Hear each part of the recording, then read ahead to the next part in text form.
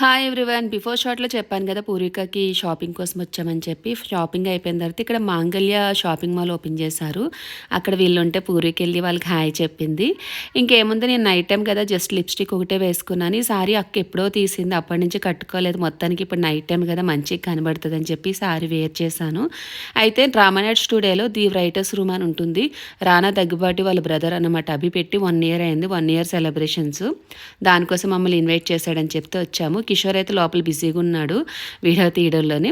ఇక్కడ live music కూడా చాలా బాగా జరిగింది. ఇంకా మా పూర్విక అయితే పిజ్జా ఆర్డర్ చేసుకుంది, నచ్చలేదంట, అందుకే మొహమాటలో పెట్టింది. ఇంకా 1 ఇయర్ కదా కేక్ కటింగ్ అవన్నీ జరుగుతూ ఉన్నాయి.